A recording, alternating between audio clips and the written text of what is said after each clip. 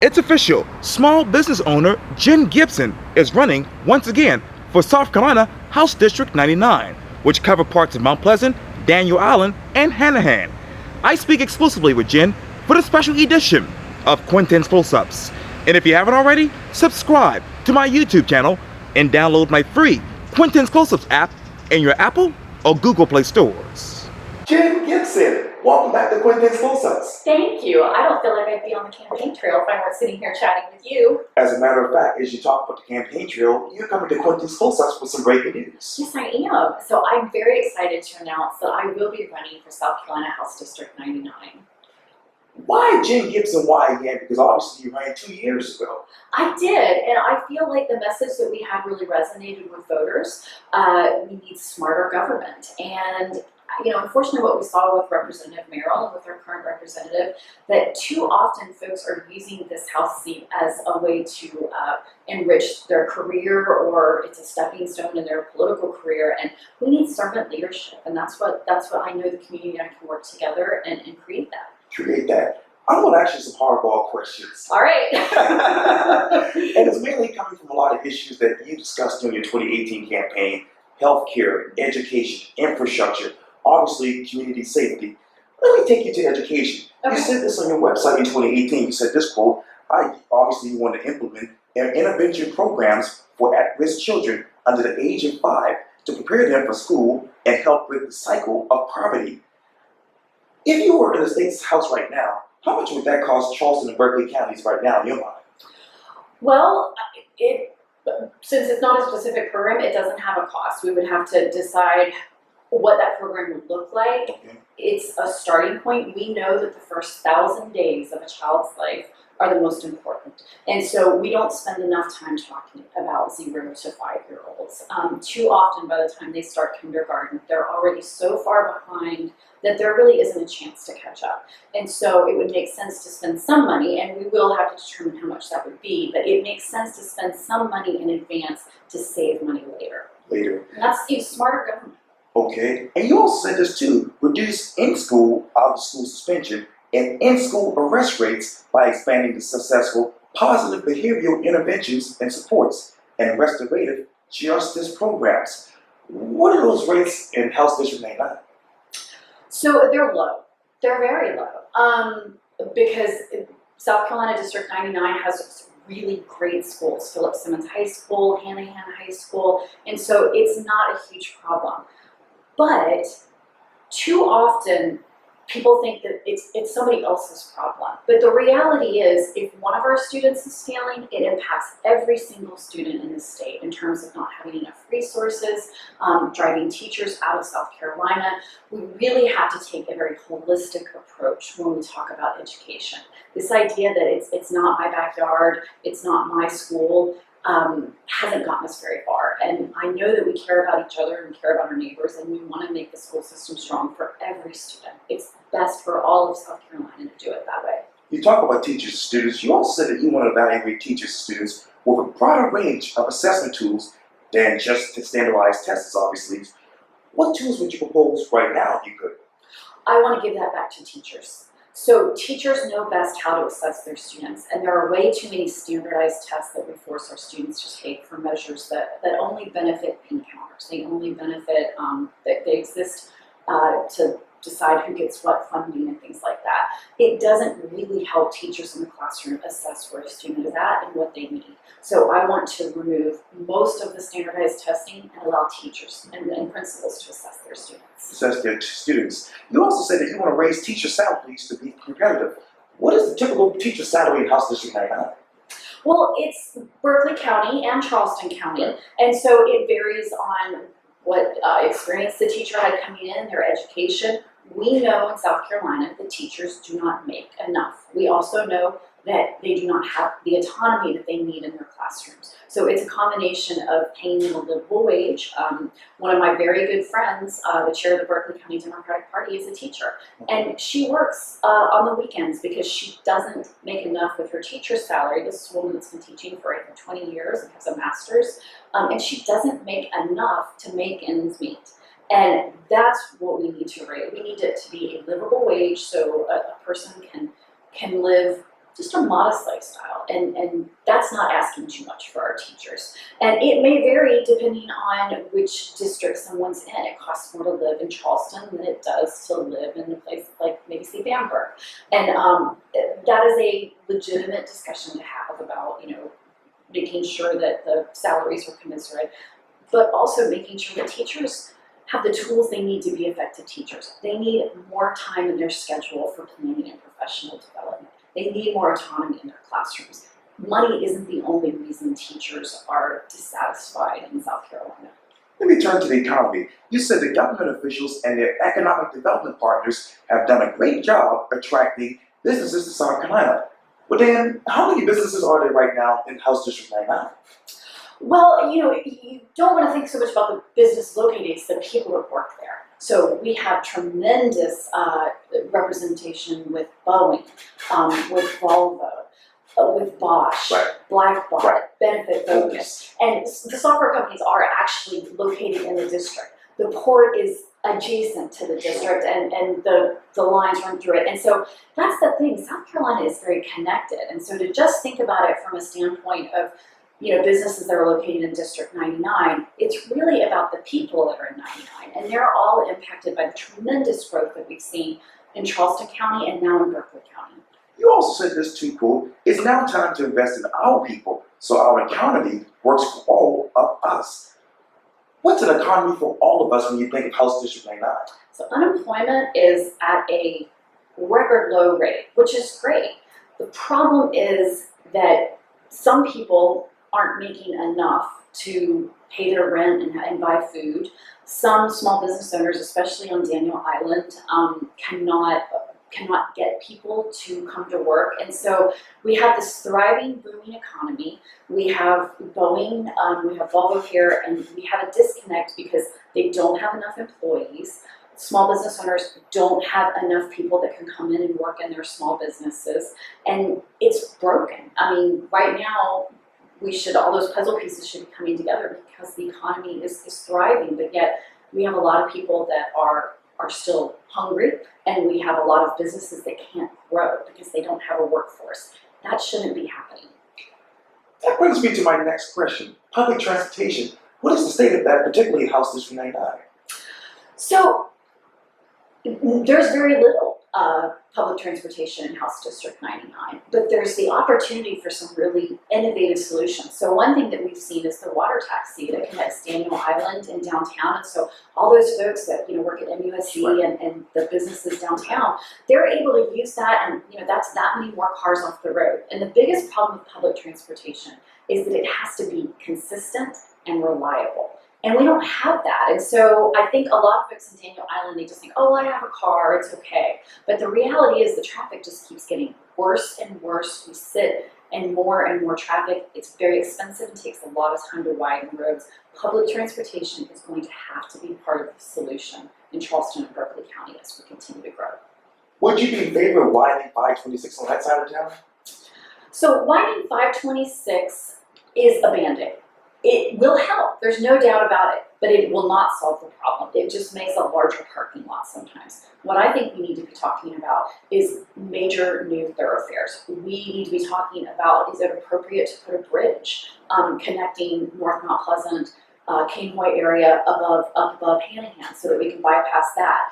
That's a discussion that we should be having. South Carolina does not plan in advance. We are very reactive, and that's a huge mistake. We should be talking about the next 50 years down the road. We should be having a comprehensive plan. Talking about widening 526 is too little too late. It needs to be a much larger discussion, and we're going to have to decide what's the best way to spend that money. If the money is spent, how would you divide it? I would focus on sustainable growth and infrastructure. It must be sustainable. It must help the current residents.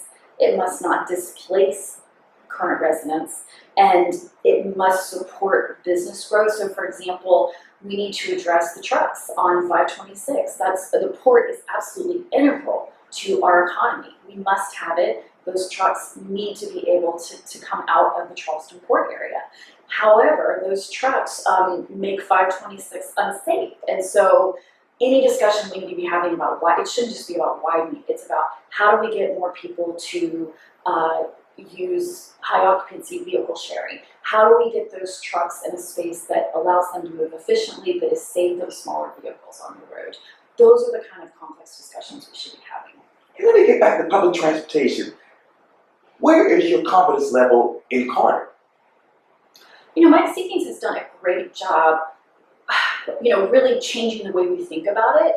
He's gotten grants. He's really investing in that system. And so I have confidence in CARTA. CARTA doesn't have the resources or the bandwidth to do what we need to do. We need a comprehensive strategy to implement a public transportation system. That includes bus rail transit, that's going to include water taxis, it's going to include short commuter hoppers. We have to make it easy for people to get from their house to a pickup location, and then have an efficient way to move around the area. And it has to run more than every 2 hours. That's just too big of a gap. I was at work the other day and a volunteer was stuffing envelopes and she realized that she had missed the bus. And she was just so upset because she knew that she was going to be late, even though it was 2 hours away, that she couldn't possibly get to her job at MUSC on time. And so I hopped in my car and I drove her down there. If we had a more reliable, if it came every 30 minutes even, that wouldn't have happened. And let me get back to the economy, because obviously you said we must pay a livable wage for everyone working a full-time job in our state. So what's the average wage in House District 99? So in House District 99, it's high. It's very high. But you have to look at South Carolina as a whole. And about a third of the state makes $25,000 or less. And I'm sorry, 2/3 of the state makes $25,000 or less. And that is not good for even residents in District 99 that are on the upper end of the wage spectrum in South Carolina. You also said this too, quote, it's time to end government subsidies for businesses that allow them to pay substandard wages to hardworking South Carolinians. How many subsidies do we know of in House District 99? Well, this comes back to, I'm talking about maybe a company like, I'm going to call Walmart out. Okay.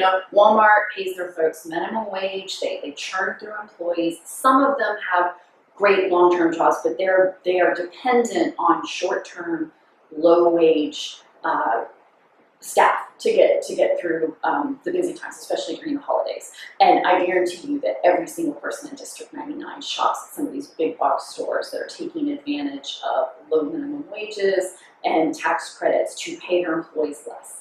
That hurts the business owner on Daniel Island that is trying to sell goods at a fair wage for folks so they don't have to get on the roads and clog up traffic. When you artificially allow a big business to pay their employees less, it hurts every single business owner. So the Walmart may not be in District 99, but it sure as heck is affecting every single business owner that lives and has their business in District 99.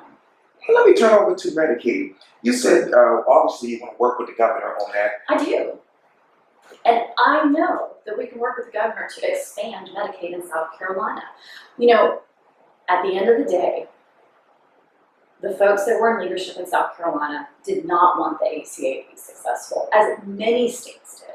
And over the years, other states have realized that they are just shooting themselves in the foot by giving their federal aid away to other states, and they have accepted Medicaid, the expansion. And Governor McMaster really needs to do that. And if he won't do it on his own, then I think the South Carolina legislature should pass a law requiring him to do so. We are giving away billions of dollars that we have paid to the federal government. Those are our tax dollars. They need to come back to this state. Once again, smarter government, South Carolina. We don't need to be in this position. And how many dollars do you want to come back to the House District 99 area? Well, once again, I don't think it's so specific to the district. It has to do with healthcare costs. So if you bring Medicaid in, you are going to lower the cost of hospitals because they're going to get reimbursed for folks that show up in the emergency room that don't have insurance and have some medical emergency. That's going to affect every single homeowner resident of District 99. And because their healthcare cost will go down. For folks that don't have access to healthcare in District 99, it's going to allow us to have, we do have pockets that are very rural. And people don't have access to health insurance. And so this is going to give them clinics that they can go to so that they can get health care and they can show up at work the next day so that and be well and be healthy and productive members of our economy. You also say this too, fund the South Carolina Community Health Centers with expanded Medicaid dollars. How many centers are there right now? Gosh, okay, so I think there's 27, but I would have to look at that. There were 27 back in 2018. You caught me on that one. And you also said too, you would like to invite more healthcare providers to South Carolina to participate in the ACA exchange that is. What incentives would you give them for coming here? I think we would expand Medicaid. I think that we would cut down on the losses that businesses have to take, health insurance has to take when people can't pay their health insurance bills. And you also said this too, obviously protect women's access that is, to contraception options. What options do women in House District 99 have now? Well, it depends who you are in District 99, to be honest with you. If you have health insurance, you have a lot of access. You probably can go see your general physician and you can get the appropriate birth control that you need. If you don't have health insurance, then it's tough. And we have cut organizations like Planned Parenthood that provide access and testing for men and women don't have the resources they need to provide that service. And when you have women that don't have access to birth control, women cannot be in control of their reproductive health, and that's just unacceptable. And I know that you obviously would amend the South Carolina Nursing Mothers Act with provisions set up in House Bill 4717. Well, that's actually from 2018. That needs to come off the website. Oh, no worries. No worries. But I mean, the concept is that we need to support our nursing mothers. I nursed my son for over a year, and it was amazing for both of us. And we need to make sure that we are providing the resources and spaces that mothers need, and just the general understanding and education that it's about feeding and nourishing a child. And women can choose to nurse or they can choose to formula feed, but if they choose to nurse, it's not about exposing their breast in public. It's about feeding their child. And we need to change that narrative in our state. And then we move forward, fast forward to obviously quality of life. You said this too, quote, our water, wetlands, and wildlife are being poisoned. Our communities are in traffic gridlock and lack the basic services we need to thrive. We fail to build sustainable infrastructure to support the accelerated development we continue to experience in our great state. We must find a better balance of growing our economy and protecting our quality of life in a low country. How do you describe quality of life in District 99 now?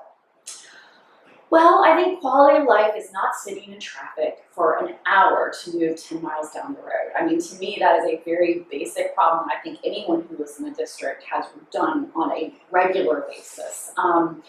The traffic is out of control.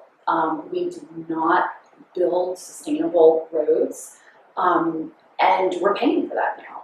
It's not an easy fix. We're going to have a lot. We should be having far more discussions on just widening 526.